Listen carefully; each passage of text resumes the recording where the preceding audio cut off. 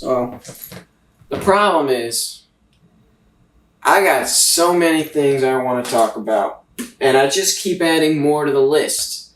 And I keep telling myself I'll finish with these things, right?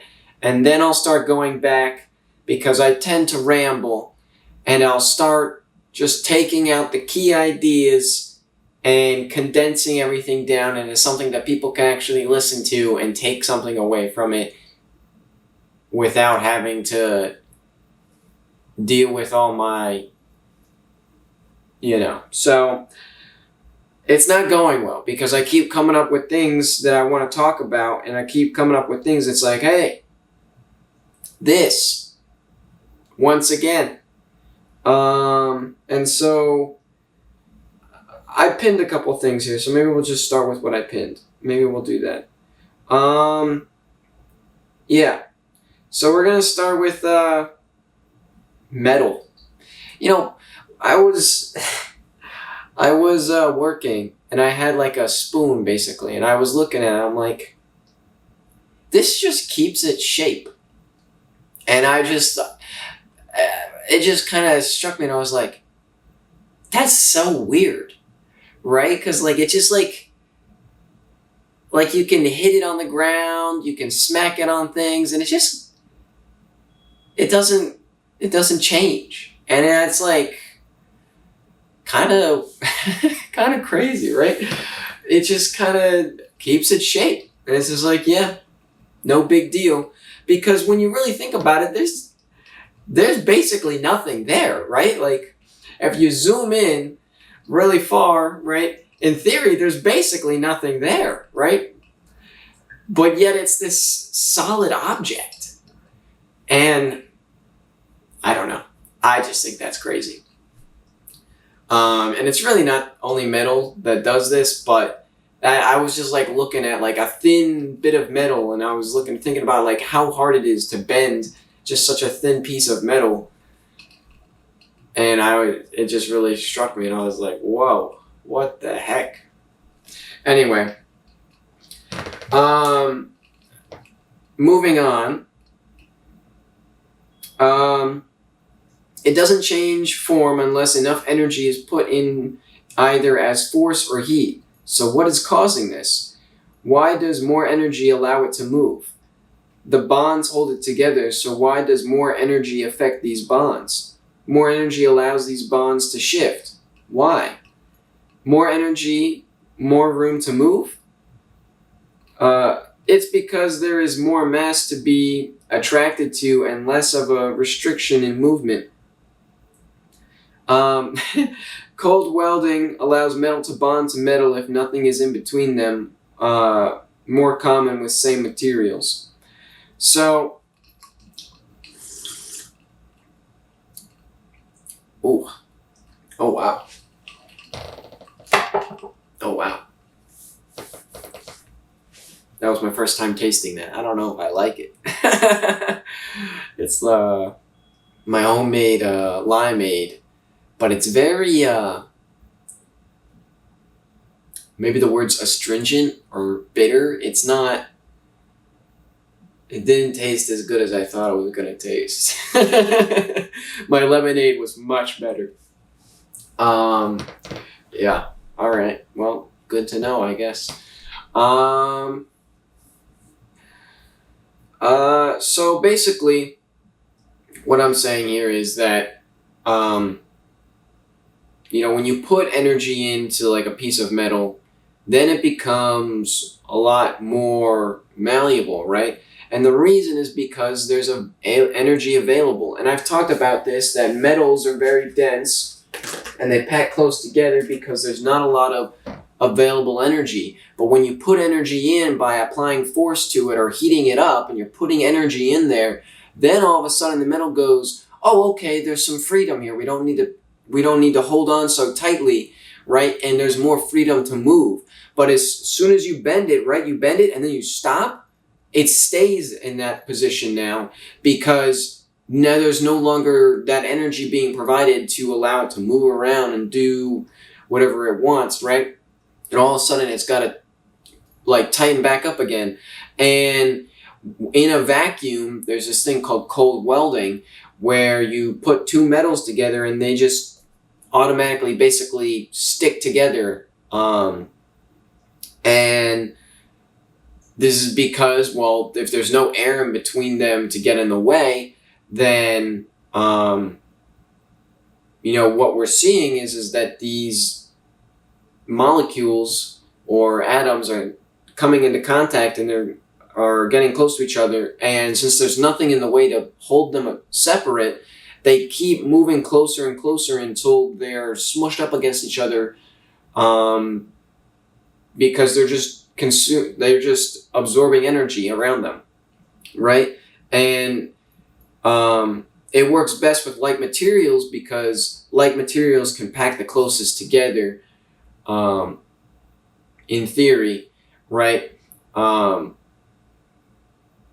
Heavier objects will take, or more massive objects, in theory, more massive objects won't be able to get as close and fill in as many like nooks and crannies because it's larger. So even though it has a higher mass, they don't fit together as well. And a smaller one, right, is not going to be as tightly attracted to the larger one because it has less mass, and therefore it needs less energy, and so it doesn't pull as tightly on the larger masses. The larger mass is pulling on it, and so it's just a weaker connection. It's still strong. It still welds together, right? In the cold weld, but it's more effective when it's like materials. And I don't even know exactly what the main point of this talk was going to be or was supposed to be. I think I just wanted to talk about how weird, it all is in the grand scheme.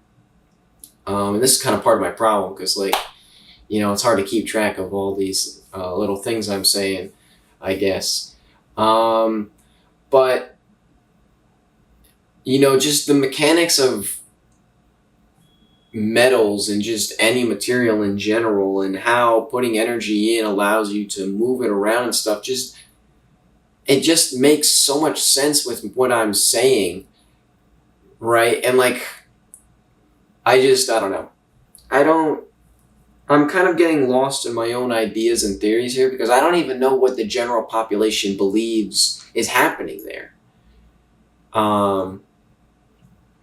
I think it's just, more energy, they can move around more. But I don't know if there's anyone that actually explains why they move around more. They say more energy, more movement, but I don't know if anyone actually explains why that is a thing, why that's the case, why it should be the case, and why it causes, I don't know if that correlation or explanation exists. And I don't know. It's just certain things, looking back, you're in school and they tell you, more energy, it moves around more. That's why gases are gases, because they move around so much, right? They have so much energy, they move around so much.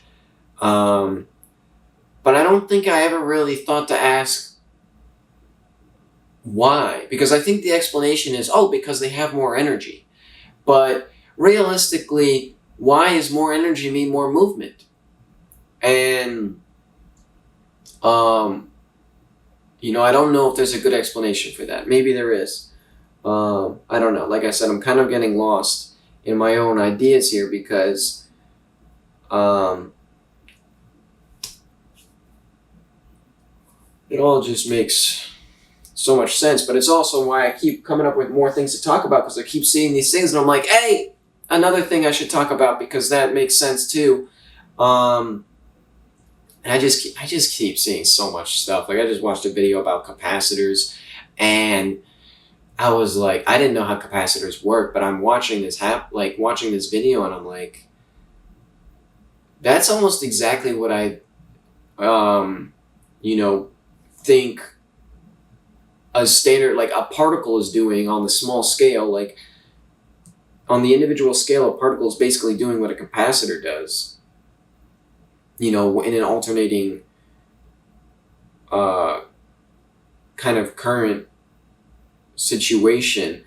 And I'm just like watching it and I'm like, yeah, no, this makes complete sense with like what I think, and about how energy doesn't actually flow down the wire but around the wire, is just like a whole nother thing where it's like, no, well, yeah, that's kind of the whole point, right? Because you're sending all these electrons down the wire, they're absorbing energy, it's creating an energy deficiency that creates a flow, and then we're basically tapping into that energy flow to create energy. We're right, and it's like basically dark energy is a lake, and it's completely level. There's no movement, right? And then we're putting in like a dam on one side and opening it, right? And letting the water flow out. And then we're harnessing that energy. We're not harnessing like the water itself, but we're harnessing the movement of the water, right? And